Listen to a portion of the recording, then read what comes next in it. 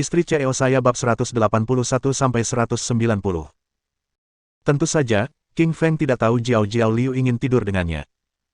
Lagi pula, dia adalah kakak iparnya. Bagaimana mungkin pikirannya begitu kotor? Meja bar itu panjangnya 10 meter. Warnanya putih keperakan transparan, dan berbagai jenis minuman beralkohol tersaji di atasnya. Ada brandy, whisky, vodka, dan rum. Ada seorang wanita cantik berusia 20-an atau 30-an yang duduk di bar. Ia sangat cantik dengan kulit seputih salju, hidung mancung, dan seragam putih yang melekat pada lekuk tubuhnya. Namanya Meng Ling, dan dia adalah seorang bartender di Dream Bar. Meskipun masih muda, minuman yang dia buat sangat enak. Meng Ling tersenyum saat melihat Jiao Jiao. Dia berkata, Jiao Jiao, lama tak jumpa. Apa kau merindukanku? Meng Ling dan Jiao Jiao saling mengenal dan berteman baik sehingga mereka berbicara dengan santai. Kak Meng Ling, baru 2 hari yang lalu kamu membuatkanku minuman. Belum lama, jawab Jiao Jiao dengan tatapan menggoda. Mata Meng Ling berbinar ketika melihat King Feng yang duduk di sebelah Jiao Jiao. Pria yang tampan. Dia pria tertampan yang pernah dilihatnya. Ada bintang di matanya saat dia terpesona dan berkata, Jiao Jiao, siapa pria tampan ini? Perkenalkan kami. Kak Meng Ling, kau pingsan lagi. Jangan salah paham. Dia kakak iparku, Li Qingshan, kata Jiao Jiao hati-hati seperti induk ayam yang sedang mengawasi anak-anaknya. Dia tahu Meng Ling menyukai pria tampan. Kakak iparnya adalah incarannya dan pria yang ingin ia tiduri. Bagaimana mungkin dia membiarkan orang lain mendekatinya? Meng Ling sahabatnya pun tak masalah. Meng Ling tersenyum melihat kehati-hatian di mata Jiao Jiao. Ia berkata, Jiao Jiao, kamu sangat khawatir. Jangan khawatir, karena dia kakak iparmu, aku tidak akan melakukan apapun. Meskipun kata-kata Meng Ling terdengar riang, tatapannya diam-diam melirik ke arah King Feng. Jelas, ia masih menyimpan beberapa niat di hatinya.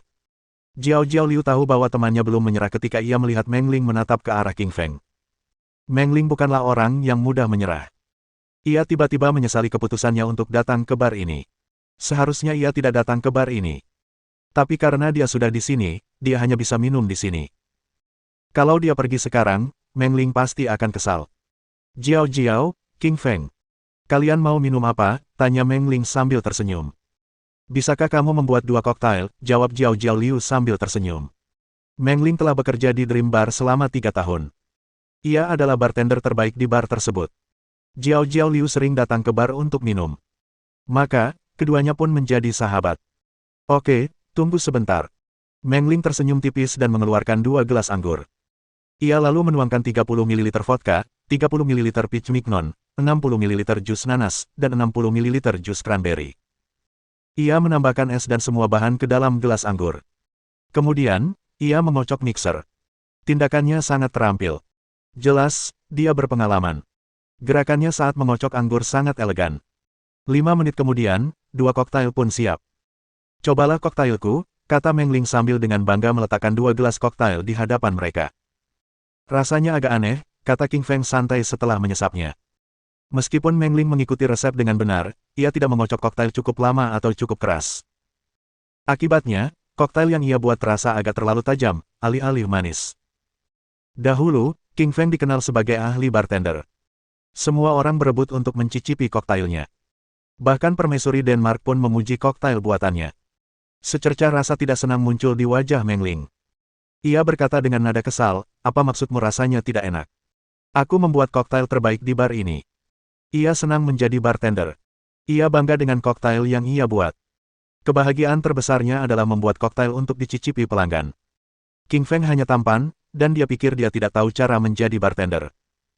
Siapa dia yang berani mengkritiknya? Meng Ling baru saja memiliki kesan yang baik tentang King Feng. Ia bahkan ingin berkencan dengannya. Namun, kesan baiknya terhadapnya telah sirna dan berubah menjadi amarah. Oke, aku salah. Koktail yang kamu buat enak sekali. King Feng tersenyum dan meminta maaf kepada Meng Ling. Meskipun ia ahli dalam membuat bartender, ia tidak bisa meminta semua orang untuk memiliki keahlian yang sama dengannya. Terlebih lagi, Meng Ling sudah merupakan sebuah prestasi karena berhasil membuat koktail yang menduduki peringkat ke-8 dunia. Tanpa perlu berkelahi dengannya, King Feng pun tak perlu repot-repot. Lagi pula, Meng Ling adalah teman baik Jiao Jiao, jadi dia seharusnya juga mempertimbangkan perasaan kakak iparnya. Kak Meng Ling, kakak iparku tidak tahu cara menjadi bartender. Tolong jangan masukkan kata-katanya ke hati. Terimalah permintaan maafnya, Jiao Jiao Liu menyemangati ketika melihat Meng Ling masih marah. Meng Ling adalah sahabat Jiao Jiao Liu. Ia tidak ingin melihat sahabatnya marah karena kakak iparnya. Baiklah, Jiao Jiao. Aku akan memaafkannya karenamu, kata Meng Ling sambil mengangkat dagunya sedikit dan melirik ke arah King Feng. King Feng menyentuh hidungnya tanpa berkata-kata. Aku berusaha bersikap sopan agar tidak berdebat, tapi kamu agak sombong, iya. Bang! Tiba-tiba, sepasang suami istri meletakkan koktail di atas meja dan berteriak kepada Meng Ling, koktail apa ini? Aku pesan panah cupit. Bukankah ini panah cupit, kata Meng Ling kepada pasangan itu sambil menunjuk koktail. Di mana panah dewa asmara itu? Lihat itu, jawab pemuda berambut merah itu dengan marah sambil menunjuk koktail. Pasangan itu sangat berisik dan menarik perhatian orang-orang di sekitarnya. Wajah Meng Ling memerah. Sangat memalukan dikritik di depan umum. Maafkan aku. Aku akan membuatkanmu panah cupit lagi. Wajah kecil Meng Ling memerah. Ia mengeluarkan gelas anggur dan membuat panah cupit lain untuk pasangan itu. Anak panah cupit berwarna merah yang cantik melayang di tengah koktail. Ini panah cupit yang kalian pesan, kata Meng Ling sambil meletakkan koktail di hadapan pasangan itu. Namun, pemuda berambut merah itu mulai menimbulkan masalah lagi setelah 30 detik. Lihat koktail yang kau buat. Panah cupitnya hilang. Apa yang kau lakukan? Pemuda berambut merah itu mengerutkan kening dan menatap Meng Ling dengan marah. Ia ingin menghadiahkan koktail panah cupit kepada kekasihnya. Namun, panah cupit itu lenyap begitu saja. Tuan, panah cupit pada koktail hanya bisa bertahan selama 30 detik. Itu tidak permanen, jelas Meng Ling sambil tersenyum. Meng Ling akhirnya mengerti mengapa pemuda berambut merah itu marah. Mereka tidak senang karena panah cupit hanya bertahan selama 30 detik. Bab 182. Koktail panah cupit. Bartender macam apa kau ini? Dasar pecundang. Sebaiknya kau pulang saja daripada mempermalukan diri sendiri di sini, pemuda berambut merah itu menghina Meng Ling. Pemuda berambut merah itu sangat marah karena dikecewakan di depan pacarnya. Ia memaki Meng Ling. Kata-katanya sangat kasar. Meng Ling memucat mendengar hinaan pemuda berambut merah itu. Air mata menggenang di matanya, dan ia hampir menangis. Tuan, panah cupit di koktail hanya bisa bertahan selama 30 detik. Tolong jangan hina saya, kata Meng Ling dengan suara rendah sambil menggertakkan giginya. Menjadi bartender bukan hanya pekerjaannya. Itu juga hobi dan kebanggaannya. Meng Ling sangat marah dan sedih karena seseorang menyebutnya sebagai bartender yang buruk. Jangan coba-coba mencari alasan. Aku pernah melihat video seorang bartender dari Inggris bisa membuat panah cupit yang bertahan selama 3 menit. Sebaiknya kau pulang saja. Pemuda berambut merah itu menatapnya dengan jijik. Orang-orang di sekitar berkumpul dan memperhatikan kejadian itu dengan penuh minat ketika mereka mendengar keributan di sekitar bar. Wah gelombang. Menghadapi hinaan dari pemuda berambut merah dan tatapan para penonton, Meng Ling tidak dapat menahan air matanya lagi dan menangis terseduh-seduh. Meng Ling sangat sedih, tetapi ia tidak bisa membantah kata-katanya karena ia tidak bisa membuat panah cupit yang bertahan selama 3 menit. Pemuda berambut merah itu benar-benar pengganggu. Sayang, ayo pergi. Para bartender di bar ini semuanya pecundang. Ayo kita pergi ke tempat lain, kata pemuda berambut merah itu kepada kekasihnya. Berhenti. Minta maaf pada Meng Ling, Jiao Jiao Liu tiba-tiba berdiri di depan pasangan itu. Wajahnya yang menggoda tampak dingin. Meng Ling adalah sahabatnya dan bartender terbaik di bar itu. Tidak mungkin pemuda berambut merah itu pergi begitu saja setelah menghina Meng Ling. Gadis yang cantik. Mata pemuda berambut merah itu memanas saat melihat gadis cantik di depannya. Namun, ia merasa gelisah ketika teringat bahwa gadis itu menuntutnya untuk meminta maaf kepada Meng Ling. Minta maaf. Kenapa kita harus minta maaf? Dia bahkan gak bisa bikin panah cupit yang cuma tahan 3 menit. Kita bahkan gak akan bayar. Wanita berbaju merah di sebelah pemuda berambut merah itu berteriak keras. Ia marah karena pacarnya ngiler melihat Jiao Jiao Liu. Wanita berbaju merah itu berusia sekitar 20 tahun. Penampilannya biasa saja dan riasan wajahnya tebal, membuatnya tampak centil. Dia jelas bukan orang baik. Wajah Jiao Jiao Liu memerah ketika mendengar kata-kata wanita itu. Ia marah tetapi tidak bisa berkata apa-apa karena ia juga tidak bisa membuat panah cupit yang bertahan selama 3 menit. Sepertinya sudah waktunya aku menunjukkan kemampuanku. Awalnya, King Feng tidak mau ikut, tetapi ia terpaksa bertindak ketika melihat Jiao Jiao Liu dihina. Lagi pula, Jiao Jiao Liu adalah adik iparnya. Ia tidak ingin Jiao Jiao berada dalam posisi yang sulit. Terlebih lagi, penghinaan pasangan itu terhadap Meng Ling membuatnya marah. Apa yang perlu kami lakukan agar kamu mau minta maaf dan membayar? Tanya King Feng kepada wanita berbaju merah itu sambil meletakkan koktailnya. Jika kalian bisa membuat panah cupit yang bertahan lebih dari 3 menit, kami akan minta maaf, kata wanita berbaju merah dengan angkuh. Dia sengaja mempersulit mereka. Hanya bartender kelas dunia yang bisa membuat panah cupit yang bertahan lebih dari 3 menit. Akan sulit menemukan bartender yang bisa membuatnya, bahkan di Eastern City. Baiklah, aku akan membuatkanmu busur cupit yang tahan selama 3 menit, kata King Feng sambil tersenyum tipis. Ia memutuskan untuk membuat koktail untuk mereka. Kakak ipar, apa kau benar-benar tahu cara membuat koktail? Wajah menggoda Jiao Jiao Liu dipenuhi kecurigaan. Seorang bartender perlu berlatih bertahun-tahun untuk membuat koktail yang enak. Meng Ling juga menatap curiga ke arah King Feng. Ia tahu bahwa membuat panah cupit yang bisa bertahan selama 3 menit itu sulit. Bisakah King Feng benar-benar melakukannya? Tenang saja, Jiao Jiao. Tugasnya mudah, kata King Feng sambil tersenyum percaya diri. Ia berjalan ke bar dan mengambil 2 gelas anggur. Ia lalu menuangkan 30 ml vodka, 30 ml peach mignon, 60 ml jus nanas, dan 60 ml jus cranberry. Ia menambahkan es dan semua bahan ke dalam gelas anggur. Kemudian, ia mengocok mixer. King Feng mengocok wadah dengan keras dan bahkan melemparkan mixer ke udara. Ia mengocok mixer selama hampir 5 menit sebelum berhenti. Panah cupit yang indah muncul di tengah koktail. Ini panah Dewa Asmara yang kau pesan, kata King King sambil tersenyum tipis, lalu meletakkan koktail panah Dewa Asmara di hadapan pemuda berambut merah itu. Pemuda berambut merah itu menatap tajam panah cupit di tengah koktail. Orang-orang di sekitarnya juga menatap panah cupit. Semua orang ingin tahu berapa lama panah cupit itu bisa bertahan. 30 detik, 1 menit, 2 menit, 3 menit. Panah cupit bertahan selama 3 menit penuh. Seluruh bar heboh. Wajah semua orang dipenuhi rasa tak percaya. Mulut pasangan itu juga ternganga lebar. Mereka tercengang. Jelas, ini bukan hasil yang mereka harapkan. King Feng benar-benar membuat koktail panah cupit, dan itu bahkan bertahan selama 3 menit. Mata indah Meng Ling terbelalak tak percaya. Ia menutup mulutnya dengan tangan kecilnya. Saat itu, Meng Ling akhirnya menyadari bahwa King Feng sangat ahli dalam membuat minuman. Setidaknya, ia lebih baik darinya. Kata-kata Meng Ling tentang koktail yang dibuatnya terasa biasa saja, dan ia tidak bercanda. King Feng, terima kasih. Meng Ling dipenuhi rasa terima kasih kepada King Feng. Ia juga sedikit menyesal. Ia bersyukur karena telah membantu mengalahkan pemuda berambut merah itu. Namun, ia menyesal telah menegurnya. Ia akhirnya menyadari bahwa ia bersikap sopan ketika tidak membantah kata-katanya. Pria yang baik. Dia tidak hanya tampan, tetapi juga pria sejati yang memanjakan wanita. Kilatan cahaya muncul di mata Meng Ling. Panah cupit itu bertahan selama 3 menit. Minta maaflah kepada Meng Ling dan bayarlah, kata King Feng kepada pemuda berambut merah itu dengan tangan di belakang punggungnya. Pemuda berambut merah itu menjadi sangat kesal ketika mendengar kata-kata King Feng. Namun, ia hanya bisa pasrah karena banyak orang yang memperhatikannya. Maaf. Ini uang untuk koktailnya. Pemuda berambut merah itu meminta maaf kepada Meng Ling dan meletakkan uang 500 yuan. Ia pun segera melarikan diri. Terlalu memalukan untuk tetap berada di bar. Mua gelombang. Jiao Jiao Liu berjingkat dan mencium King Feng. Dia berkata dengan kagum. Kakak ipar, kamu hebat sekali. Kamu berhasil membuat panah cupit yang bertahan selama 3 menit. Bab 183. Tuan, tolong terima aku. Li King Feng menyentuh bekas bibir di pipinya dan berbisik, Jiao Jiao, perhatikan sekeliling kita.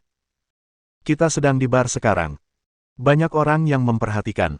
Lily agak terdiam melihat kakak iparnya ini. Gadis kecil ini sepertinya menyukainya, terus-menerus mengganggunya dan tidak mau melepaskannya. Tidak apa-apa. Ini hadiahmu. Lagi pula, kamu jago membuat koktail. Jiao Jiao Liu memegang lengan King Feng Li, wajahnya penuh kebahagiaan. Jiao Jiao, aku kakak iparmu. Jangan seperti ini lagi. Ini buruk untuk citra kita. Kata Li King Feng sambil mengerutkan kening. Aku tahu, kakak ipar. Meskipun Jiao Jiao Liu berkata dia mengetahuinya, tangan putih kecilnya yang lembut masih memegang erat lengan King Feng Li, tanpa ada niat untuk melepaskannya. Apakah dia benar-benar akan mendengarkan Li King Feng? Tentu saja tidak. King Feng Li, aku ingin kau menjadi guruku. Terimalah aku, kata Meng Ling, wajahnya penuh semangat, sambil tiba-tiba berlari ke arah King Feng Li. Wajah mungilnya yang menawan memerah karena kegembiraan itu. Membuat koktail adalah hobi favoritnya. Melihat Li Qingfeng begitu mahir membuat koktail, ia tentu saja ingin Li Qingfeng menjadi gurunya. Saya tidak menerima murid. Li Qingshan melambaikan tangan dan menolak permintaan Meng Ling. Dia punya banyak hal yang harus dilakukan dan tak terhitung jumlahnya yang harus dihadapi setiap hari. Dia benar-benar tidak punya waktu untuk mengajari Meng Ling cara membuat koktail.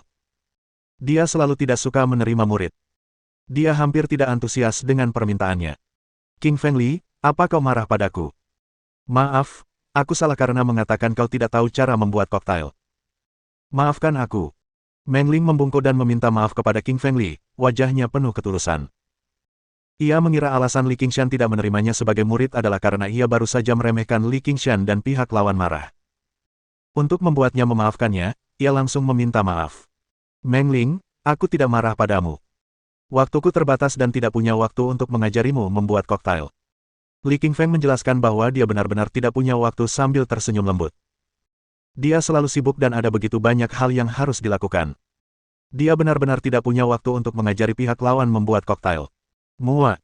Meng Ling tiba-tiba menghampiri Lily dan mencium pipinya. Ia berkata dengan malu-malu, ini ciuman pertamaku. Tolong ajari aku membuat koktail. Aku juga melihat Jiao Jiao menciummu seperti itu. Aku dicium secara paksa. Lily Qingfeng terdiam dan merasa sakit hati. Kenapa selalu aku yang terluka? Dicium memang membahagiakan, tapi dicium wanita lain di depan kakak iparku tidak sebahagia itu. Wajah Jiao Jiao Liu penuh amarah. Ia menatap Meng Ling dengan getir. Ia sudah menganggap Li Qingfeng sebagai orang yang ia sukai dan tidak mengizinkan orang lain menyentuhnya. Namun, ia tidak bisa menghentikan wanita lain untuk menyukai Li Qingfeng. Fanggel ini, aku tahu kau punya niat buruk. Seharusnya aku tidak datang ke sini kalau tahu ini lebih awal. Jiao Jiao Liu mengerucutkan bibirnya, sangat tidak puas dengan sahabatnya itu. King Feng Li, apa menurutmu ciuman saja tidak cukup? Itu ciuman pertamaku. Kalau menurutmu itu tidak cukup, aku bisa menciummu beberapa kali lagi. Wajah cantik Meng Ling dipenuhi rasa malu.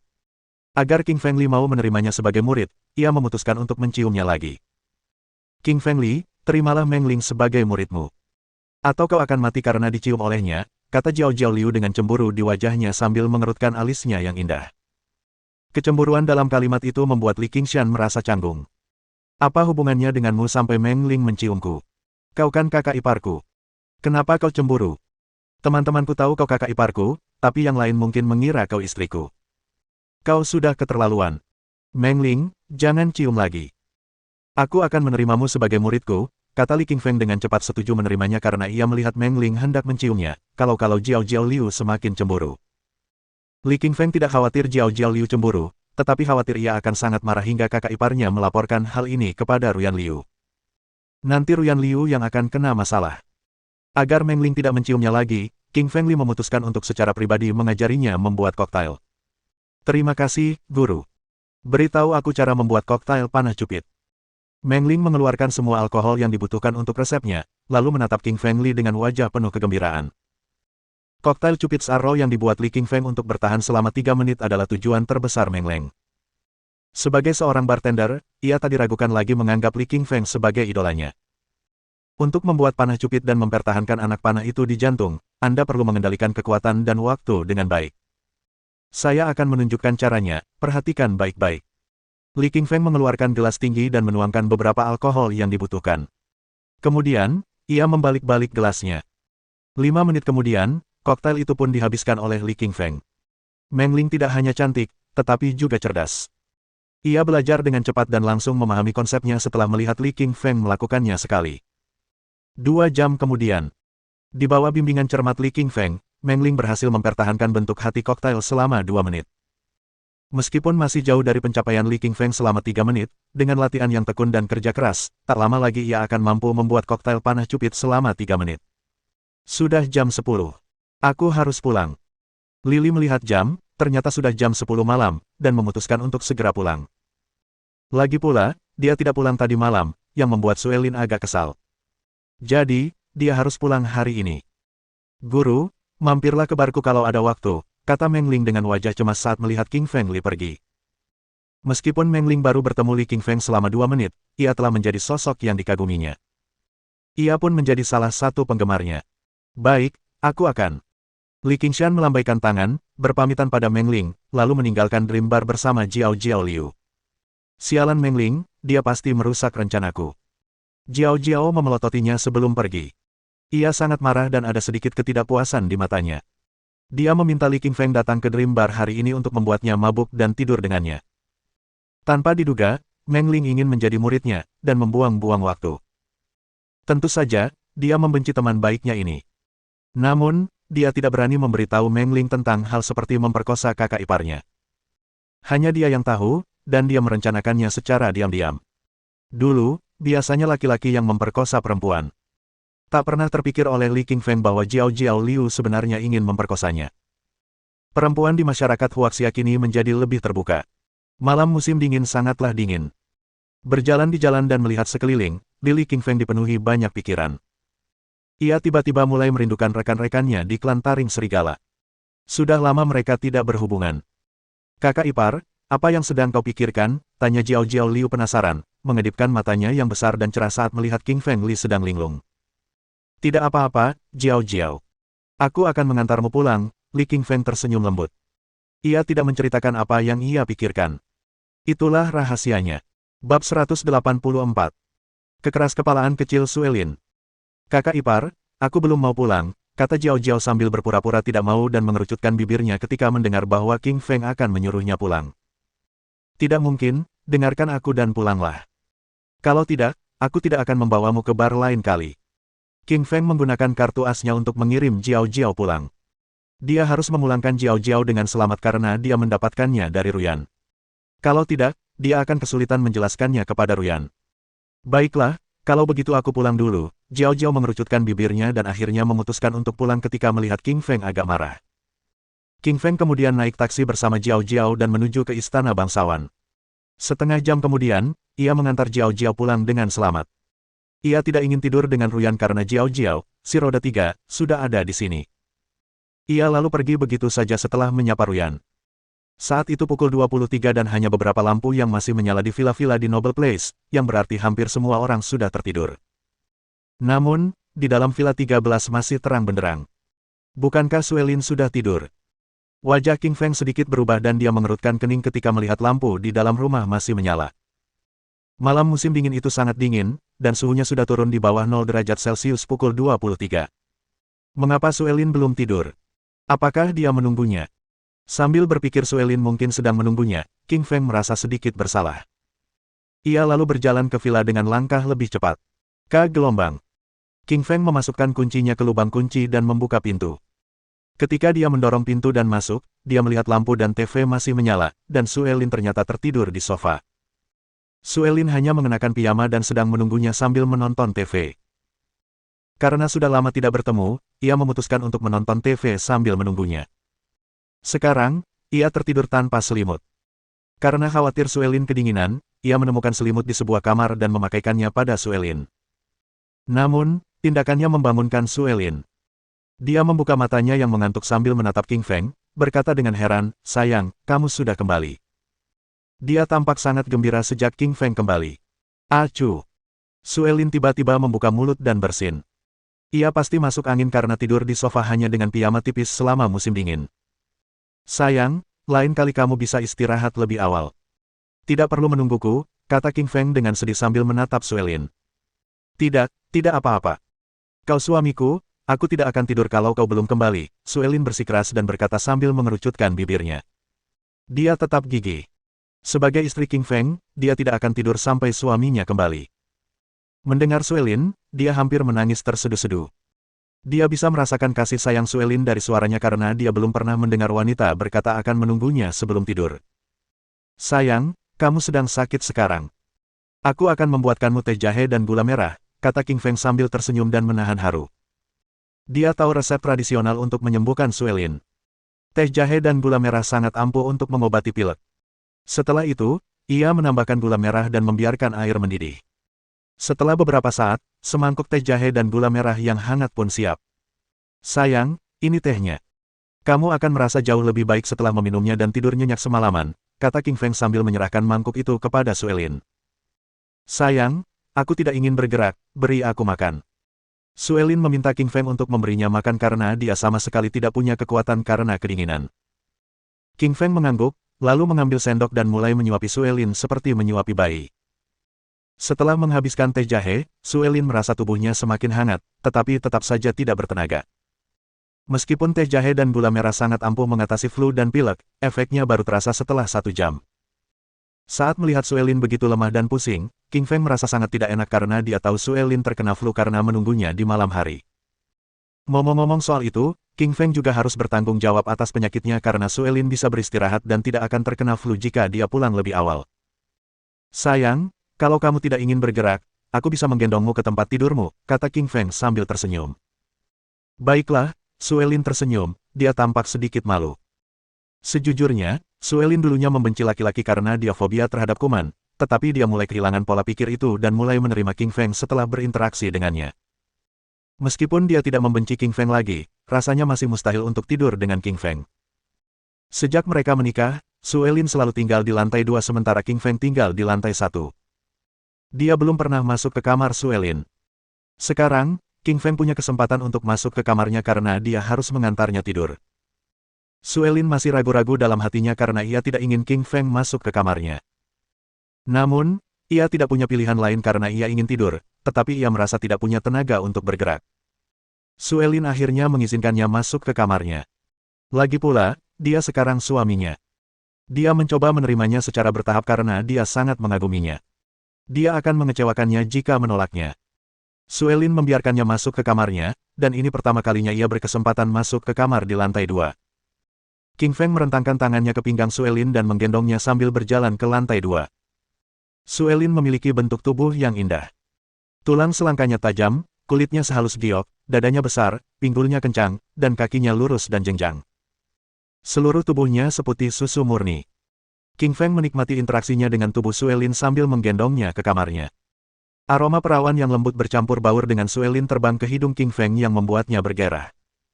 Suelin memiliki aroma tubuh perawan alami sejak ia masih perawan.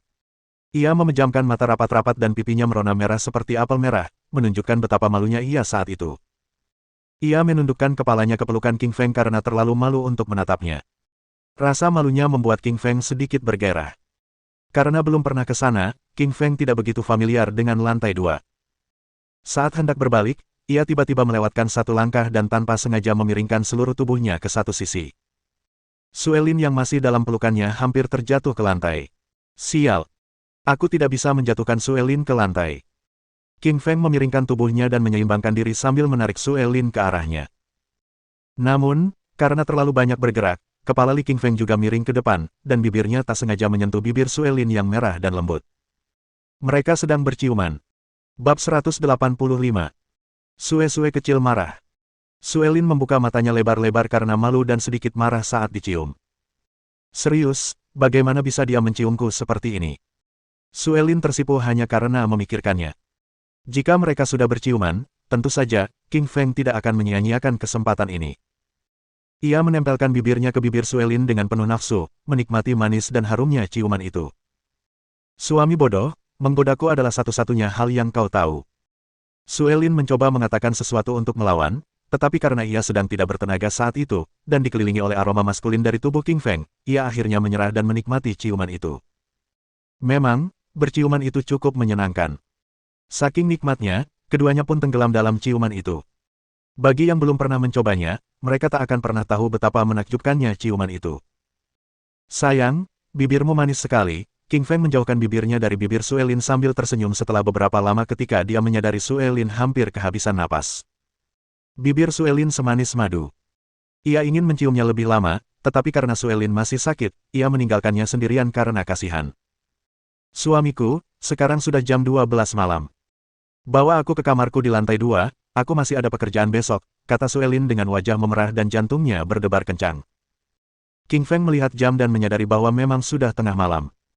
Karena ia tahu Suelin pasti sibuk seharian dan menangani berbagai urusan bisnis sebagai bos, ia memutuskan untuk membiarkannya pergi sambil membawanya ke kamarnya di lantai 2. Kamar Suelin berwarna putih dan polos, sedingin dirinya sebagai pribadi. Selain warnanya yang polos, ruangan itu nyaris tak didekorasi. Hanya ada meja nakas, lemari, dan rak sepatu di samping tempat tidur. Tak ada yang lain. Selain itu, ada beberapa barang di samping tempat tidurnya, termasuk buku-buku tentang manajemen bisnis, ekonomi, mode, perhiasan, dan sebagainya. Sepertinya Suelin sangat suka belajar dan cenderung membaca sebelum tidur setiap malam. Jarak antara lantai pertama dan lantai kedua hanya sekitar beberapa meter, tetapi Suelin tetap tertidur sebelum mencapai kamarnya karena kelelahan. King Feng merasa kasihan pada Suelin. Ia tahu bahwa Suelin telah mengorbankan terlalu banyak waktu dan tenaga demi perusahaan yang diberikan oleh kakeknya, yang ia janjikan akan membuat perusahaan itu terkenal. Dengan lembut, ia membaringkan Suelin di tempat tidurnya dan menutupinya dengan selimut. Suelin memang cantik meskipun sedang tidur. Pipinya yang putih dan merona tampak selembut air tanpa noda. Hidungnya mancung, dan bibirnya semerah ceri yang lesat. Dari segi tubuhnya, bahkan lebih menakjubkan. Putingnya sebagian tertutup piyama, pinggangnya ramping dan langsing, dan kakinya lebih bugar daripada model. Li Qingfeng terangsang dan hampir tak bisa menahan hasratnya untuk bersenang-senang dengan Suelin di ranjang, di dapur, dan di meja. Tapi dia tahu seharusnya tidak melakukannya karena Suelin sedang sakit. Dia tidak bisa melakukan ini saat Suelin sedang rentan. Kalaupun dia melakukannya, dia harus menunggu sampai Suelin sadar dan melakukan itu atas persetujuannya. Meskipun mereka sudah menikah, dia sangat menyayangi dan menghormati Suelin. Namun, dia pergi sambil menutup pintu pelan-pelan. Namun, dia tidak menyadari bahwa Suelin sedang tersenyum sebelum dia pergi. Suelin memimpikannya dalam mimpinya. Sebenarnya, King Feng tidak tahu bahwa dirinya sudah sangat penting bagi Suelin. Suelin menganggapnya sama berharganya seperti ibu dan kakeknya. Itulah sebabnya ia rela menunggunya hingga tengah malam. Seorang wanita hanya akan menunggu seorang pria sebelum tidur ketika dia telah jatuh cinta padanya. Karena sudah lewat pukul 12 malam, King Feng pun merasa mengantuk dan harus kembali ke kamarnya di lantai 1. Ia berpikir untuk menghubungi klan Taring Serigala dan mencari tahu situasi di benua serigala. Lagi pula, klan itu mungkin akan mengalami masalah karena ketidakhadirannya, mengingat ia adalah kekuatan terkuat di klan. Namun, tanpa menyentuh komputernya, King Feng tertidur di tempat tidur tepat setelah dia kembali ke kamarnya karena kelelahan. Keesokan harinya, matahari terbit. Hari itu sungguh indah. Setelah bangun pagi-pagi, ia berjalan ke ruang tamu. Ia mendapati sepotong roti panggang dan segelas susu telah disiapkan di atas meja, lengkap dengan selembar kertas. Roti panggang dan susu disiapkan oleh Suelin. Ia sudah berangkat kerja. Suelin selalu rajin dan berdedikasi pada pekerjaannya. Meskipun ia pilek dan begadang tadi malam, ia tetap bangun pagi dan pergi bekerja pagi ini. Kesuksesan jelas bukan karena keberuntungan. Kerja keras dan kegigihannya adalah alasan utama ia mampu membawa perusahaan dari hampir bangkrut hingga mencapai kekayaan bersih ratusan juta yuan. Ia bekerja lebih keras daripada siapapun. Setelah King Feng menyelesaikan sarapannya, dia meninggalkan villa dan menuju ke Ice Snow Corporation. Ice Snow Corporation, Departemen Penjualan. Apa yang dilakukan polisi-polisi ini di sini? Tidak ada seorang pun di departemen kita yang melakukan kesalahan, kan? Polisi wanita itu terlihat sangat cantik. Katanya dia sedang mencari King Feng. Apa dia melakukan kesalahan? Mungkin tidak, dia tidak terlihat seperti orang yang akan membuat masalah. Orang-orang mulai berdiskusi di kantor, dan jelas, mereka membicarakan tentang polisi wanita cantik dan King Feng. Semua orang terus menatap polisi wanita itu karena dia terlihat sangat cantik. Namun, Suelin berdiri tepat di sampingnya. Suelin bingung dan mengerutkan kening. Ia bertanya-tanya mengapa ia meminta bertemu dengan King Feng sambil membawa dua petugas polisi padahal ia baru saja tiba sebentar. Presiden Lin, perkenalkan diri saya dulu. Nama saya Meng Yao Su, Ketua Tim Kepolisian Kriminal. Kali ini saya datang untuk menemui Li Qingshan. Nyonya Su, King Feng belum datang ke kantor. Anda bisa memberitahu saya apa yang terjadi, kata Suelin dengan tenang sambil tetap waspada. Dia tidak tahu mengapa Meng Yao datang untuk mencarinya.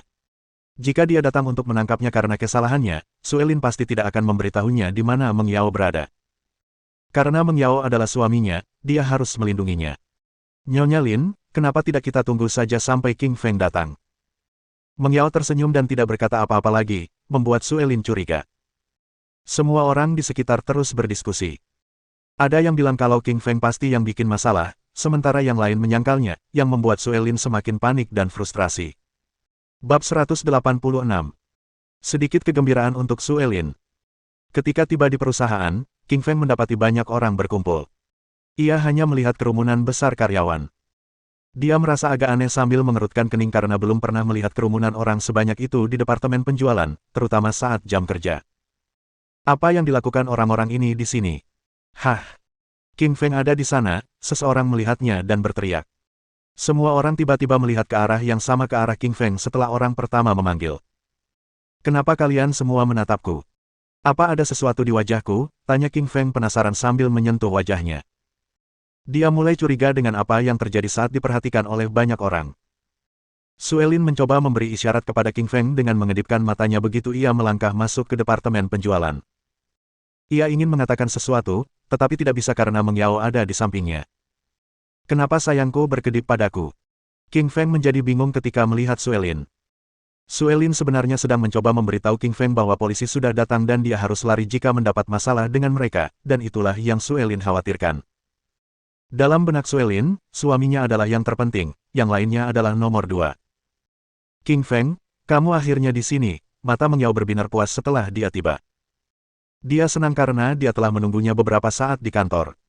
Kecil, saat King Feng hendak mengatakan, Yao Yao, ia langsung berhenti karena menyadari Suelin ada tepat di sampingnya.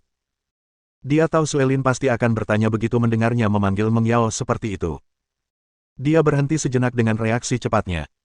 Petugas, apakah Anda mencari saya?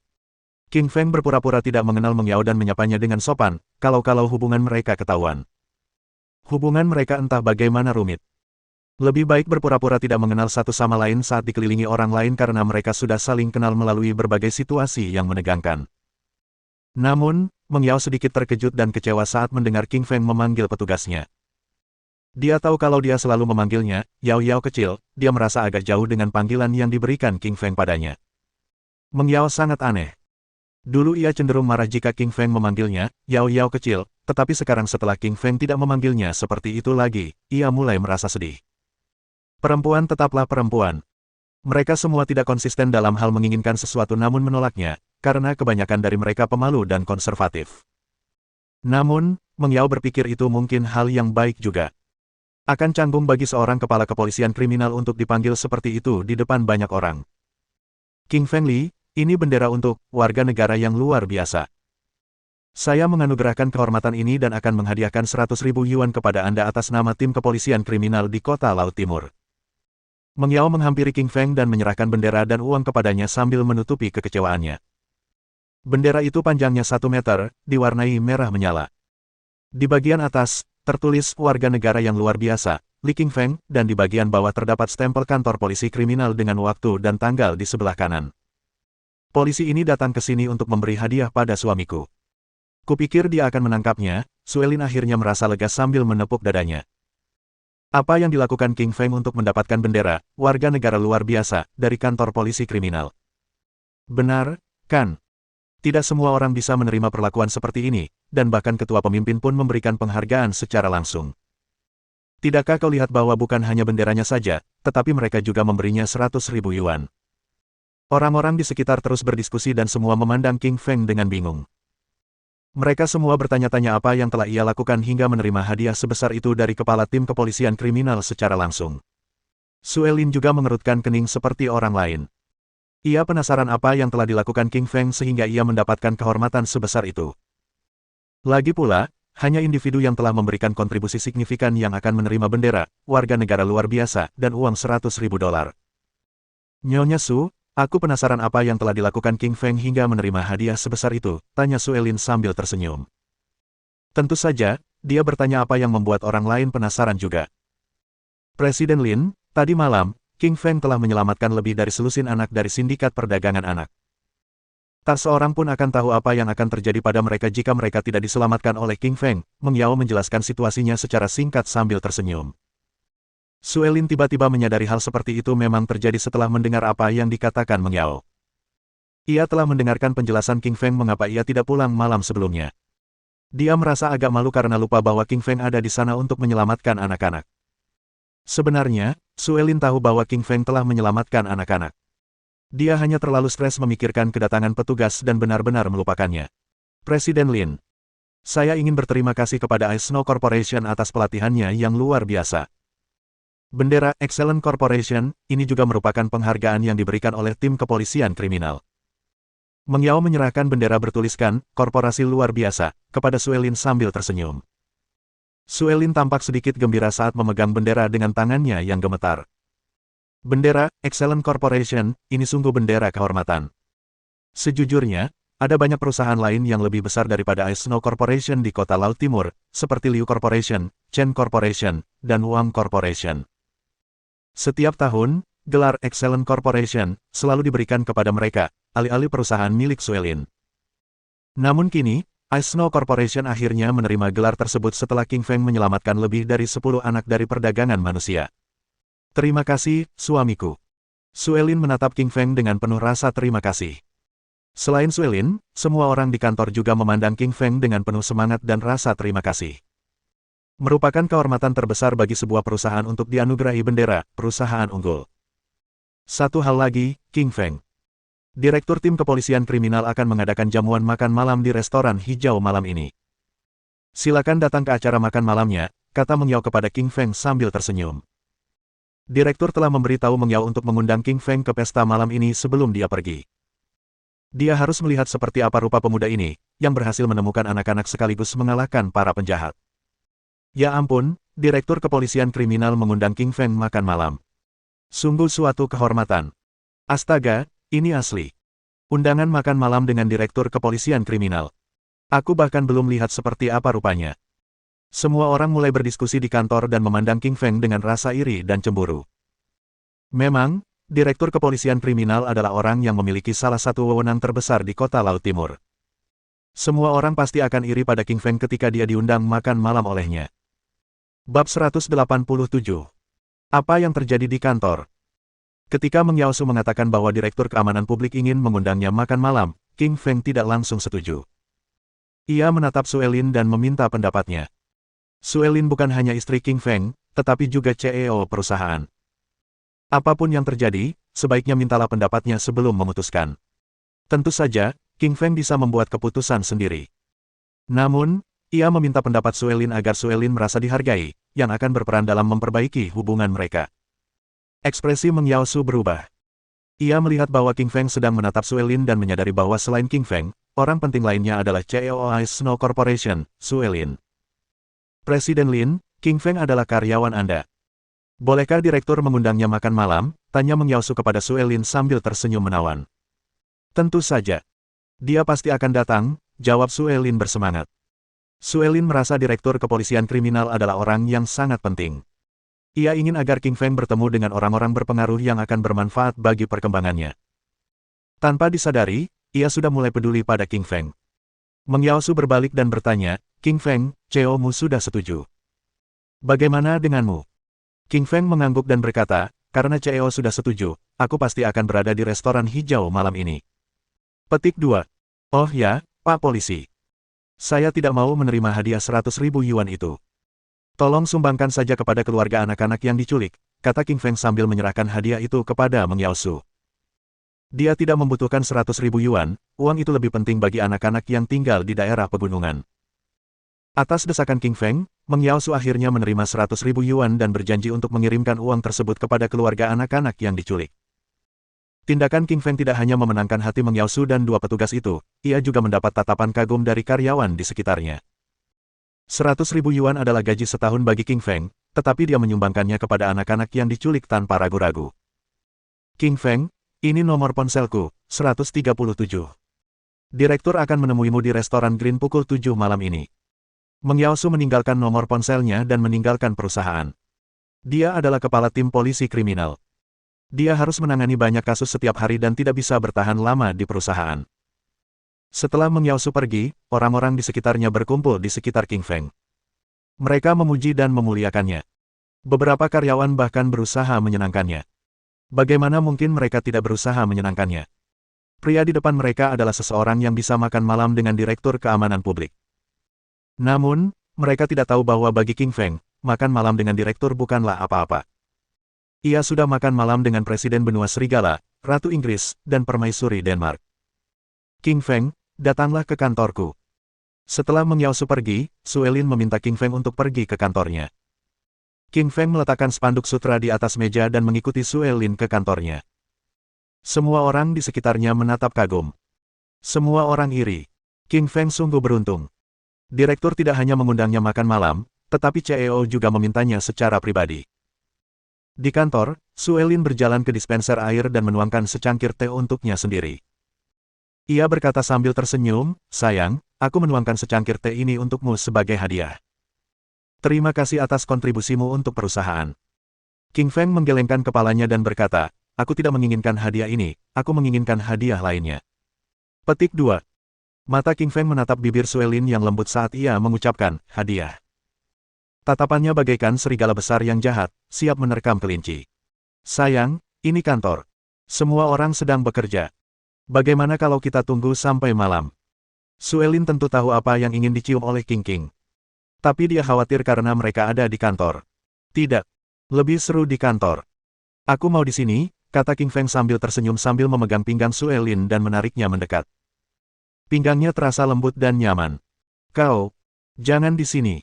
Wajah Suelin memerah dan ia sedikit melawan. Ia adalah CEO perusahaan. Akan sangat memalukan jika ada yang melihat mereka. King Feng tidak peduli di mana mereka berada. Kantor adalah lokasi favoritnya. Lebih baik lagi jika ia bersama Suelin yang cantik, CEO perusahaan. Membayangkannya saja sudah membuatnya bersemangat. King Feng menggerakkan kepalanya dan mencium bibir Suelin yang semerah ceri. Bibirnya lembut dan manis seperti madu. Rasanya lesat. Suami yang buruk. Dia cuma tahu cara menindasku." Suelin berteriak-teriak melawan, tapi tak bisa berbuat apa-apa. Banting. Pintu tiba-tiba terbuka tepat saat keduanya memperdalam ciuman mereka. Wan Qiuxia masuk ke ruangan dengan tergesa-gesa. Wan Qiuxia mengetuk pintu 3 kali sebelum memasuki ruangan. Namun, Suelin dan King Feng terlalu asyik berciuman sehingga tidak mendengar ketukan itu. Wan Qiuxia sedang ada urusan mendesak, jadi ia langsung masuk ke kantor. Pemandangan di depannya membuatnya tertegun. Apa yang dilihatnya? Dia melihat King Feng sedang berciuman dengan CEO Suelin. Apakah mataku baik-baik saja? Apakah aku berhalusinasi? Wan Qiuxia menggosok matanya, dan ketika ia melihat lagi, ia mendapati matanya baik-baik saja. Tangannya melingkari pinggang Suelin dan menciumnya. Li King Feng, apa yang kalian lakukan dengan CEO? Tanya Wan Qiuxia tergagap. Matanya yang indah dipenuhi keterkejutan. Suelin adalah CEO Snow Corporation dan wanita cantik nomor 1 di Eastern Sea City. Ia adalah dewi semua pria. Jika ada yang tahu bahwa wanita cantik nomor 1 itu dicium oleh King Feng, ia akan menjadi musuh publik semua pria. Mendengar suara Wan Qiuxia, King Feng terkejut. Ia segera melepaskan Suelin. Ia begitu asyik berciuman hingga tak mendengar Suelin. Wan Qiuxia dan Suelin pun menyadari keberadaan mereka. Setelah dibebaskan, Suelin menarik napas dalam-dalam. Ia jelas kehabisan napas karena ciuman itu. Namun, ia menjadi panik ketika melihat ekspresi terkejut Wan Qiuxia.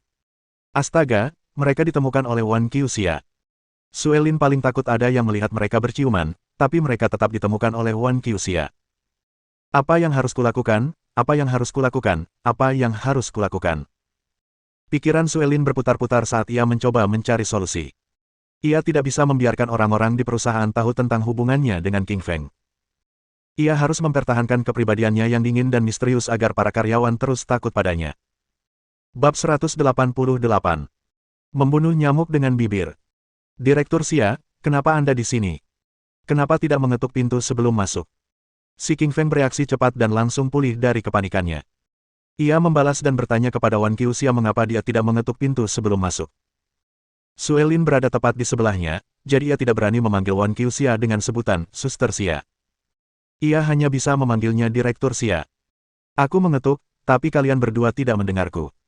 King Feng, apa yang kau lakukan pada CEO? Aku tidak menyangka kau orang mesum yang akan melecehkan CEO, Wan Qiuxia membela diri. Ia kemudian memelototi King Feng dan menuduhnya melecehkan CEO. Dia tidak menyadari bahwa nada suaranya mengandung nada cemburu, seolah-olah dia mengira bahwa seharusnya King Feng yang menciumnya, bukan Suelin. Ekspresi wajah King Feng berubah saat dia mendengar kata-kata Wan Qiuxia. Dia tidak tahan dengan tuduhan pelecehan terhadap CEO. Terlebih lagi, tidak seorang pun di perusahaan boleh tahu bahwa dia telah mencium Suelin, atau situasinya akan menjadi rumit. Ekspresi Suelin juga sedikit berubah. Dia juga menyadari betapa seriusnya situasi ini. Mereka tidak boleh membiarkan Wan Qiuxia memberitahu siapapun apa yang telah dilihatnya. Direktur Xia, ada nyamuk di bibir CEO. Saya menggunakan bibir saya untuk membantunya membunuh nyamuk itu, kata King Feng dengan tegas setelah memikirkan sebuah alasan. Alasannya begitu buruk sehingga bibir Wan Qiuxia berkedut. Ia tak bisa berkata-kata. Apa kau menganggapku bodoh? Kau bisa membunuh nyamuk dengan tongkat pengusir nyamuk. Kenapa kau harus pakai bibirmu? Suelin begitu terdiam mendengar alasan King Feng hingga ia ingin menendangnya. Mereka berada di kantor ber-AC. Dari mana datangnya nyamuk itu? Kalaupun ada nyamuk, pastilah nyamuk besar mesum itu, si King Feng. Namun, karena King Feng sudah menemukan alasan, Suelin terpaksa mengikuti alasan itu, betapapun buruknya. Nasib mereka terikat satu sama lain. Direktur Xia, ada nyamuk di bibirku tadi. King Feng menggunakan bibirnya untuk membantuku membunuh nyamuk itu. Aku tidak ingin siapapun kecuali kita bertiga tahu tentang masalah ini. Apakah kau mengerti? Kata Suelin ringan sambil tersenyum. Bibir Wan Qiuxia berkedut lagi ketika mendengar kata-kata CEO. Ia mulai mempertanyakan pandangannya tentang dunia. Omong kosong memang omong kosong, tapi bagaimana mungkin CEO juga omong kosong? Siapa yang bisa membunuh nyamuk dengan bibirnya? Namun, Suelin adalah CEO perusahaan dan atasan langsung Wan Qiuxia. Suelin benar meskipun ia mengatakan 1 plus 1 sama dengan 1. Tidak ada yang bisa ia lakukan. Untuk terus berkembang di perusahaan, ia harus ingat bahwa kata-kata atasannya selalu benar. Tapi sejujurnya, 1 plus 1 bisa jadi 1. Misalnya, 1 kawanan domba ditambah 1 kawanan domba akan menghasilkan kawanan domba yang lebih besar. Wan Qiuxia hanya bisa menghibur diri dalam hatinya bahwa mungkin saja King Feng benar-benar menggunakan bibirnya untuk membunuh nyamuk di bibir Suelin. Presiden, Anda tenang saja. Saya tidak akan memberitahu siapapun, Wan Qiuxia meyakinkan sambil mengangguk. Tidak masalah apa kebenarannya selama dia mendengarkan kata-kata CEO. Wan Qiuxia menjadi direktur departemen penjualan karena dia memiliki IQ dan EQ yang tinggi. Oh ya, Direktur Xia, kenapa Anda terburu-buru ke kantor? Ada apa? Tanya Suelin sambil mengerutkan kening. Dia melihat Wan Qiuxia berlari ke kantor dengan cemas. Sebagai direktur departemen penjualan, Wan Qiuxia selalu berwibawa. Suelin belum pernah melihatnya secemas ini. CEO, ada masalah serius. Wan Qiuxia mengerutkan kening dan kembali menunjukkan ekspresi cemasnya. Ada apa? Bicaralah pelan-pelan. Suelin memberi isyarat agar Wan Qiuxia duduk dan memintanya berbicara pelan-pelan. Namun, Wan Qiuxia tidak duduk. Ia malah menatap King Feng. Masalah ini menyangkut rahasia perusahaan, jadi ia ragu apakah King Feng harus mengetahuinya. Meskipun dekat dan sangat mengaguminya, Suelin adalah direktur perusahaan dan harus mengutamakan kepentingan perusahaan. Suelin segera memahami kekhawatiran Wan Qiuxia. Ia tersenyum dan berkata, King Feng bukan orang luar.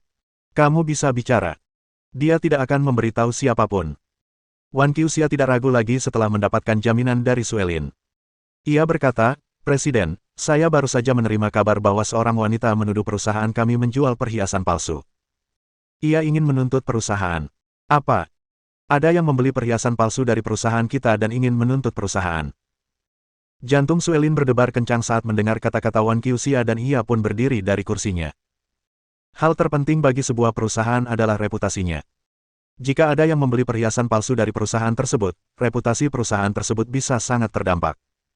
Lebih lanjut, orang tersebut ingin menuntut perusahaan. Hal ini akan membuat semua orang mengetahui masalah ini dan akan menghancurkan perusahaan. Direktur Xia, siapa yang menjual perhiasan itu? Apakah itu benar-benar palsu? Tanya Suelin cepat. Presiden, gelang giok itu dijual oleh Xiao Yue Zhang bulan lalu. Xiao Yue Zhang memberitahu saya bahwa perhiasan yang dijualnya adalah produk asli dari perusahaan. Tidak mungkin palsu, jawab Wan Qiuxia. Xiao Yue Zhang menjualnya. Suelin tertegun sejenak. Ia samar-samar memiliki kesan tentang Xiao Yue Zhang. Sepertinya dialah gadis yang direkomendasikan oleh King Feng untuk menjadi ketua tim penjualan. Direktur Xia, kita harus bicara dulu dengan wanita itu dan mencapai kesepakatan dengannya. Kita tidak boleh membiarkannya menuntut perusahaan, atau reputasi perusahaan akan hancur. Anda bisa menawarkan kompensasi 2 kali lipat dari harga awal. Suelin berpikir sejenak dan menemukan solusi. Terlepas dari apakah perhiasan itu asli atau palsu, mereka tidak boleh membiarkan wanita itu menuntut perusahaan. Masalah ini akan sangat merusak reputasi perusahaan jika tidak diselesaikan dengan baik. Presiden, saya sudah menghubungi wanita itu. Tapi dia bilang tidak mau ganti rugi. Dia ingin menuntut perusahaan, kata Wan Qiuxia dengan getir. Sebagai direktur departemen penjualan, ia tentu tahu betapa seriusnya situasi ini. Ia berpikir untuk segera memberi kompensasi kepada wanita itu. Ia bahkan menawarkan untuk membayar 2 kali lipat, tetapi wanita itu menolaknya. Karena itu, ia hanya bisa datang dan berbicara dengan CEO. Tidak, kita tidak bisa membiarkan wanita itu menuntut perusahaan. Apakah Anda tahu alamat wanita itu? Saya akan menemuinya secara pribadi, kata Suelin sambil mengerutkan kening. Presiden, dia tinggal di unit 1 lantai 1 di Jalan Guangwu, perumahan Oak Bay. Wan Qiuxia mengungkapkan alamat wanita itu. Bab 189. Xiao Yuezhang yang menangis. Suelin merasa masalahnya rumit. Seperti halnya Noble Palace, Oak Bay Community adalah lingkungan kelas atas. Semua orang yang tinggal di sana kaya dan terkenal. Orang biasa tidak akan bisa memasuki lingkungan itu. Orang kaya sangat peduli dengan reputasi mereka. Jika mereka membeli perhiasan palsu, mereka tidak akan mudah menyerah. Presiden, bagaimana kalau aku saja yang pergi, kata Wan Qiuxia ketika mendengar Suelin berencana mengunjungi wanita itu. Dia adalah direktur penjualan perusahaan. Seharusnya dia yang bertanggung jawab mengunjungi wanita itu. Bagaimana mungkin dia membiarkan CEO yang melakukannya? Tidak, ini masalah yang sangat serius. Lagi pula, mereka yang tinggal di komunitas Oak Bay semuanya sangat kaya. Mereka pasti multijutawan atau miliarder. Tidak akan berhasil kalau kau pergi. Aku harus pergi sendiri. Suelin menggelengkan kepalanya dan menolak tawaran Wan Qiuxia. Dia harus pergi sendiri. King Feng mengerutkan kening. Ia merasa ada yang mencurigakan dalam masalah ini. Nalurinya sebagai Raja Serigala mengatakan bahwa ini adalah konspirasi melawan perusahaan es dan salju dan Suelin.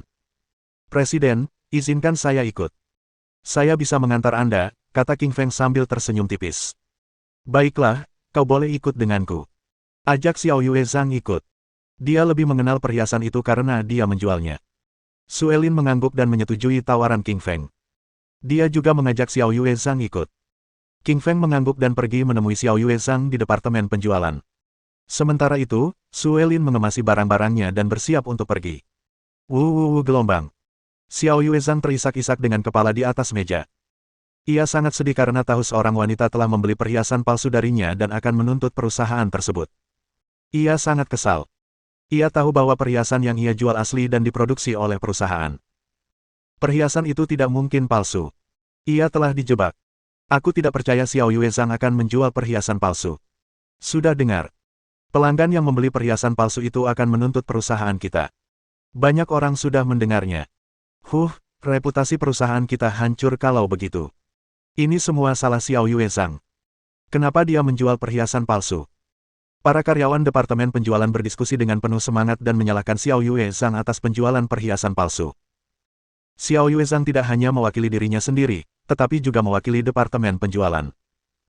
Karena dia menjual perhiasan palsu dan menyebabkan kerugian bagi perusahaan, bonus akhir tahun untuk seluruh departemen penjualan bisa dibatalkan. Tindakannya merugikan semua orang. Tentu saja, mereka semua kesal pada Xiao Yuezhang. Mendengar tuduhan orang-orang di sekitarnya, Xiao Yuezhang pun menangis semakin keras. Baru saja masuk ke departemen penjualan, dia mendengar kritik dari karyawan lain. Dia berkata dengan marah, "Diam. Apa kalian melihat Xiao Yuezhang menjual perhiasan palsu?" Ekspresi semua orang berubah ketika mendengar kata-kata King Feng. Namun, beberapa karyawan masih belum yakin dan berkata, "King Feng, kami semua sangat menghormatimu. Kau menyelamatkan anak-anak yang diculik dan baru saja mendapatkan penghargaan, warga negara luar biasa. Tapi kau tidak bisa mencari alasan untuk kesalahan Xiao Yuezhang." Para karyawan departemen penjualan sangat menghormatinya dan tidak ingin mengganggunya. Lagi pula, dia sedang makan malam dengan direktur malam itu. Namun, mereka tidak rela melepaskan Xiao Yuezhang begitu saja. Mereka kesal karena bonus akhir tahun mereka, yang nilainya mencapai 10.000 yuan, bisa dibatalkan gara-gara dia. Begini, aku tidak percaya Xiao Yuezhang mau menjual perhiasan palsu. Aku yakin dia dijebak. Aku akan membuktikan dia tidak bersalah, kata King Feng dingin sambil menatap para karyawan departemen penjualan. Di dalam hatinya, Xiao Yuezhang adalah gadis yang baik. Dia adalah gadis kedua yang ditemuinya ketika ia tiba di perusahaan. Xiao Yuezhang telah mengajarinya banyak hal. Ia merawatnya selama bekerja dan bahkan mentraktirnya makan malam. Ia memperlakukannya dengan sangat baik. Ia tidak percaya Xiao Yuezhang akan menjual perhiasan palsu. "Kakak Li, apakah kamu sungguh-sungguh percaya padaku?" Xiao Yuezhang bertanya dengan gugup ketika dia mendengar King Feng mendukung dan mempercayainya. Hatinya sakit melihat air mata Xiao Yuezhang. Ia menghampirinya, menyeka air matanya, dan berkata, "Aku percaya padamu. Aku percaya kau gadis baik yang tidak akan menjual perhiasan palsu. Terima kasih, Kak Li, kata Xiao Yuezhang penuh rasa terima kasih. Li adalah orang pertama yang yakin bahwa ia tidak akan menjual perhiasan palsu. Saudari Xiao Yue, jangan menangis. Aku akan mencari keadilan untukmu dan membuktikan bahwa kau tidak bersalah, kata King Feng sambil tersenyum tipis. Dia sangat menyukai Xiao Yue yang polos dan imut, dan tentu saja dia tidak akan membiarkan Xiao Yue diganggu. Terima kasih, Li. Apakah kamu punya masalah? Saudari Xiao Yue, CEO meminta saya untuk menemui Anda. Kita akan mencari wanita yang membeli perhiasan itu dan melihat apakah dia bersedia mencabut gugatannya. Kakak Li, aku sudah mencoba, tapi wanita itu menolak untuk mencabut gugatannya. Kak Xiao Yue, CEO sudah menunggu kita di bawah. Ayo, kita pergi menemui wanita ini, kata King Feng sambil tersenyum tipis sambil berjalan turun bersama Xiao Yuezhang. Saat ini, Suelin berdiri di samping BMW dan menunggu kedatangan mereka. Xiao Yuezhang berjalan cepat ke arah Suelin ketika melihatnya dan berkata, CEO, saya minta maaf. Ini semua salah saya. Saya telah membawa masalah bagi perusahaan. Tidak apa-apa. Ini bukan salahmu. Kamu menjual perhiasan perusahaan. Sekalipun palsu, kesalahannya ada pada perusahaan. Lagi pula, aku tidak percaya perusahaan akan memproduksi perhiasan palsu, kata Suelin sambil menghiburnya sambil tersenyum. Xiao Yuezhang sangat tersentuh ketika mendengar kata-kata CEO tersebut. Awalnya ia mengira CEO akan menyalahkannya. Ia tidak menyangka CEO justru akan menghiburnya. Terima kasih, Presiden, Xiao Yuezhang berterima kasih dengan tulus sambil membungkuk. Xiao Yuezhang, kau tak perlu berterima kasih padaku. Kau karyawan Ice Snow Corporation. Aku tak akan membiarkan karyawanku menderita kerugian. Ayo pergi. Ayo kita temui wanita yang membeli perhiasan itu, kata Suelin sambil tersenyum tipis sambil naik ke kursi penumpang. Suelin sangat protektif terhadap karyawan perusahaan, yang membuatnya dihormati semua karyawan. Setelah membuka pintu, King Feng meminta Zhang Xiaoyue duduk di kursi belakang. Ia pun masuk ke kursi pengemudi dan menjalankan mobil. Dia memutar kunci, menginjak pedal gas dan memutar setir. Mobil BMW itu meraung dan melaju menuju komunitas Oak Bay. Tak lama kemudian, mereka tiba di perumahan Oak Bay. Baru saja memarkir mobil, King Feng melihat wajah yang familiar. Ternyata Tuan Muda Zhang. Saudara Feng, mengapa kau ada di sini? Tuan Muda Zhang bertanya dengan heran ketika melihat King Feng. Bab 190. Ting Chen yang jahat. Tuan Muda Zhang, saya di sini untuk menyelesaikan masalah, kata King Feng sambil tersenyum tipis. Dia hampir lupa bahwa Tuan Muda Zhang tinggal di komunitas Oak Bay. Tuan Muda Zhang tinggal di lantai 3 unit nomor 1. King Feng datang ke rumahnya untuk menyembuhkannya. Apa? Tuan Muda Zhang menyebut King Feng sebagai saudara Li. Suelin tertegun dan bingung. Suelin pasti pernah mendengar tentang Tuan Muda Zhang. Ia adalah salah satu dari 4 Tuan Muda Kota Laut Timur. Ia berasal dari keluarga Zhang, salah satu dari 4 keluarga besar Kota Laut Timur. Ia adalah generasi kedua orang kaya sejati. Generasi kedua keluarga besar kaya raya semuanya sombong dan tidak menghormati orang biasa. Namun kini, Tuan Muda dari salah satu dari 4 keluarga besar itu memanggil King Feng sebagai saudara Li. Sikapnya pun begitu hangat. Jika Suelin tidak mendengar langsung perkataannya, ia tidak akan percaya. Saudara Li, saya sangat akrab dengan komunitas Oak Bay karena saya tinggal di sini. Kalau ada masalah, ceritakan saja. Saya akan membantu, kata Tuan Muda Zhang dengan bangga sambil menepuk dadanya. Ia merasa bersalah karena selalu meminta bantuan saudara Li, tetapi tidak banyak membantu. Sekarang ia bisa membantu King Feng, ia harus membantunya. Ia sangat menghormatinya dari lubuk hatinya. Mata King Feng berbinar mendengar kata-kata Tuan Muda Zhang. Ia masih belum tahu siapa yang tinggal di lantai 1 unit nomor 1. Karena Tuan Muda Zhang tinggal di daerah itu, mungkin ia tahu siapa yang tinggal di unit itu. Akan lebih mudah jika mereka tahu identitas wanita yang membeli perhiasan itu. Masalah Suelin adalah masalahnya sendiri. Tentu saja, ia perlu memikirkan hal-hal untuk istrinya. Mendengar itu, King Feng tersenyum tipis dan bertanya, Tuan Muda Zhang, apakah Anda tahu siapa yang tinggal di lantai pertama unit nomor 1? Lantai pertama unit nomor 1. Tuan Muda Zhang mengerutkan kening dan berkata, Saudara Li, Tuan Muda Chen dulu tinggal di sana, tetapi beliau pindah beberapa hari yang lalu. Saya tidak tahu siapa yang tinggal di sana sekarang. Maksudmu Tuan Muda Chen dulu tinggal di lantai 1. Dia salah satu dari 4 Tuan Muda Kota Laut Timur. Ya, Saudara Li. Orang yang kau temui di perjamuan. Tuan Muda Chen yang luar biasa. Aku tak menyangka itu kau, senyum dingin dari mulut King King. Kilatan dingin melintas di matanya. King Feng memiliki kesan yang mendalam tentang Tuan Muda Chen. Pria ini pernah mencoba mendekati Suelin, tetapi kemudian ia memberinya pelajaran di perjamuan amal. Awalnya, King Feng mengira ini konspirasi. Setelah mendengar Tuan Muda Chen dulu tinggal di sini, ia semakin yakin bahwa ini konspirasi. Alasannya sederhana. Tuan Muda Chen membenci Suelin dan dirinya. Ia ingin membalas dendam terhadap Suelin dan perusahaan es dan salju. Ia pasti telah memerintahkan wanita yang membeli perhiasan itu.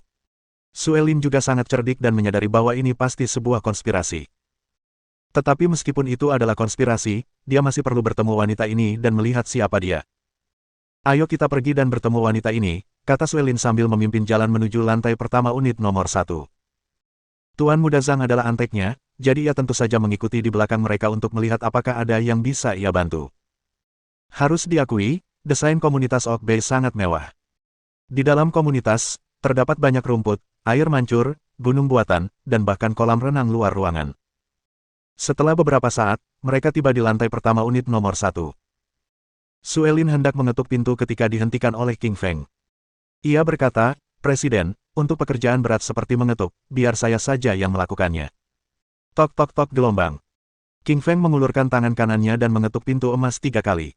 Mencicit. Pintu terbuka dan seorang wanita bergaun hijau keluar. Wanita itu cantik dengan kulit seputih salju dan tubuh yang seksi. Ia memang menarik, tetapi tak bisa dibandingkan dengan Suelin. Ketakutan terbesar seorang wanita cantik adalah bertemu wanita cantik lainnya. Semua wanita akan terlihat biasa saja ketika berdiri di samping Suelin. Tentu saja, Ruyan Liu adalah pengecualian. Ruyan Liu sama cantiknya dengan Suelin. Wanita di ruangan itu tidak lain adalah adik perempuan Tuan Muda Chen, Ting Chen. Itu kamu. Ekspresi Ting Chen berubah ketika dia melihat King Feng.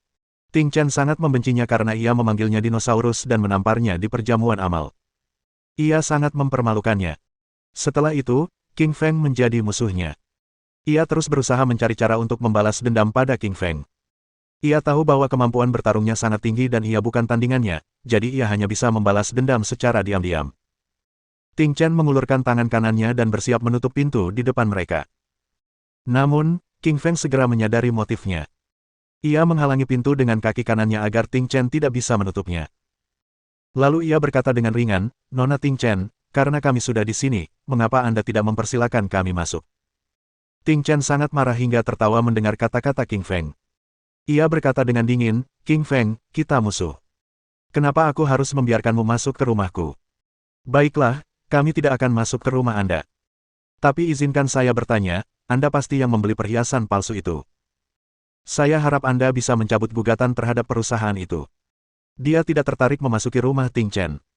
Dia lebih khawatir Ting Chen akan mencabut gugatan terhadap perusahaan. Hal-hal lainnya bersifat sekunder. Mencabut gugatan. Lupakan saja. Perusahaanmu menjual perhiasan palsu. Aku akan menuntutmu sampai reputasi perusahaan hancur dan perusahaan itu bangkrut. Aku ingin kau tidak punya uang sepeser pun. Meskipun dia cukup menarik, kata-katanya sangat jahat. Dia tidak hanya ingin Ice Snow Corporation bangkrut, dia juga ingin King Feng menjadi miskin. Wajah King Feng, Suelin, Xiao Yue Zhang dan bahkan Tuan Muda Zhang dipenuhi amarah saat mendengar kata-kata jahat Ting Chen. Suelin menarik napas dalam-dalam dan menekan amarah di hatinya. Ia berkata dengan dingin, "Nona Ting Chen, izinkan saya bertanya. Berapa harga perhiasan itu?" "Presiden Lin, saya membelinya seharga 50.000 yuan, kata Ting Chen ringan. Ia jelas mengenali Suelin, tetapi tidak peduli. "Nona Ting Chen, jika Anda mencabut gugatan ini, saya akan memberi Anda 2 kali lipat jumlah yang Anda bayarkan. Saya akan memberi Anda 1 juta yuan sebagai kompensasi." 1 juta yuan. "CEO Lin, apakah Anda pikir saya seorang pengemis? Kalau menurutmu itu terlalu sedikit, aku bisa menambah jumlahnya menjadi 2 juta yuan. Itu 4 kali lipat dari jumlah yang kamu bayarkan. Tidak, aku tidak akan menarik kembali gugatanmu. Kau bisa berhenti mencoba meyakinkanku." Ting Chen tersenyum dingin dengan nada meremehkan. Ini bukan masalah uang. Motifnya adalah menghancurkan perusahaan es dan salju dan membalas dendam pada King Feng dan Suelin. Jika perusahaan es salju bangkrut dan King Feng berakhir di jalanan, Ting Chen bisa menghampirinya dan mempermalukannya. Mohon dukungan dari omom ante-ante sekalian, buat subscribe atau sharekan novel Mimin ke Facebook kalian, agar channel Mimin bisa terus berkembang. Dengan begitu, Mimin bisa lebih semangat untuk up novel seru lain ke depannya. Sekiranya ada kebutuhan buat subback, silakan inbox Mimin atau tuliskan di kolom komentar. Mimin dulukan dengan ucapan terima kasih.